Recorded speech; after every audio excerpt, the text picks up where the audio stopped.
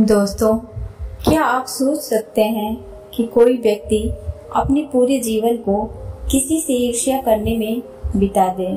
दोस्तों, आज मैं आपके साथ एक ऐसे व्यक्ति के जीवन की कहानी शेयर करने वाली हूँ जो अपने पूरे जीवन को गौतम बुद्ध से ईर्ष्या करने में बिता देता है।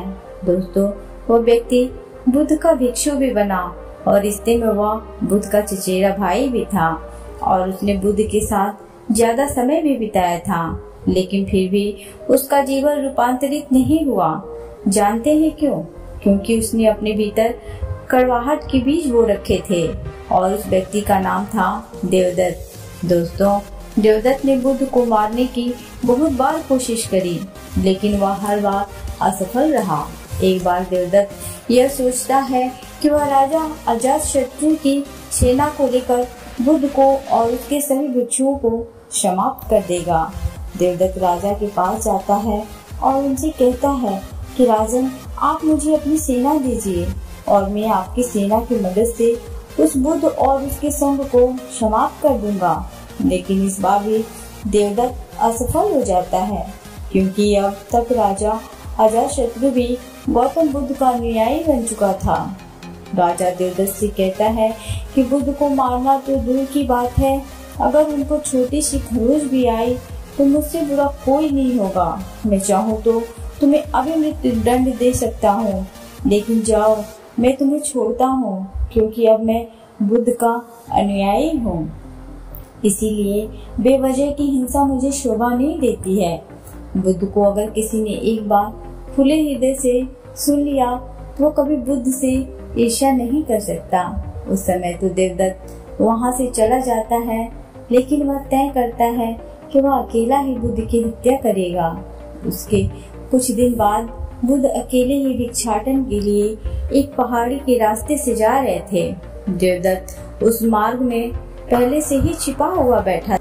उसका उद्देश्य था कि मौका मिलते ही वह बुद्ध पर हमला कर देगा। जब बुद्ध देवदत्त के निकट जाते हैं तो देवदत्त एक वृक्ष के पीछे छिप जाता है, क्योंकि इतनी हिम्मत बुद्ध के शत्रुओं में भी नहीं थी कि वे बुद्ध पर सामने से वार करें। इसीलिए देवदत्त भी पीछे से वार करता है। वो बुद्ध के ऊपर खंजर से वार करता है, लेकिन उसका निशाना चूक जाता है। इतने में ही देवदत्त को सामने से कुछ लोग बुद्ध की तरफ आते हुए दिखते हैं, जिसके कारण वो पेड़ के पीछे छिप जाता है। वे लोग बुद्ध के पास आकर बुद्ध को प्रणाम करते हैं और बुद्ध के साथ गांव की तरफ जाने लगते हैं। बुद्ध के जाने के बाद देवदत्त यह सोचता है कि शायद बुद्ध की मृत्यु खंजर से नहीं लिखी हुई है। इसीलिए देवदत्त बुद्ध को मारने के लिए कोई और योजना बनाने लगता है। उसके बाद देवदत्त एक छोटी सी पहाड़ी पर चढ़कर बैठ जाता है। उस पहाड़ी पर छोटे छोटे बहुत सारे गोल पत्थर थे, जिन्हें आसानी से नीचे धकेला जा सकता था। उन पत्थरों का आकार कुछ ऐसा था कि अगर किसी के सर पर गिर जाए तो उसकी मृत्यु निश्चित थी। उस पहाड़ी के नीचे से आने जाने का रास्ता था और देवदत्त यह जानता था कि बुद्ध भिक्षाटन के बाद उसी रास्ते से वापस लौट आएंगे। इसीलिए देवदत्त वहीं छिपकर बुद्ध के आने की प्रतीक्षा करने लगता है। कुछ समय प्रतीक्षा करने के बाद देवदत्त यह देखता है कि बुद्ध उस पहाड़ी के नीचे से जा रहे हैं। बुद्ध को देखते ही देवदत्त पहाड़ी से नीचे पत्थर फेंकने के लिए तैयार हो जाता है। जैसे ही बुद्ध उस पहाड़ी के नीचे से जाने लगते हैं, देवदत्त उन पर पत्थर धकेलना शुरू कर देता है। उन पत्थरों से बुद्ध को तो कोई नुकसान नहीं पहुंचता है, लेकिन पत्थर धकेलने के कारण उसका पैर फिसल जाता है और पहाड़ी से लुढ़कते हुए नीचे गिर पड़ता है। उस पहाड़ी से नीचे गिरने की वजह से वह बुरी तरह जख्मी हो जाता है।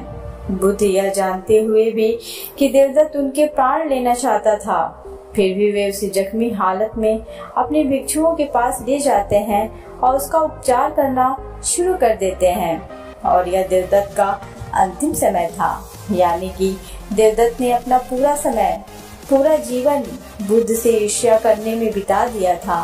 देवदत्त अब होश में था और अपनी अंतिम सांसें गिन रहा था।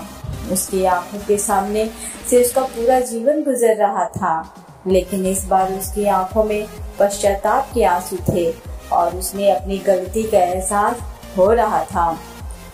उसे अब यह बात समझ में आ रही थी कि जिसके वह प्राण लेना चाहता था वही उसके प्राण बचाने के प्रयास में लगा हुआ है।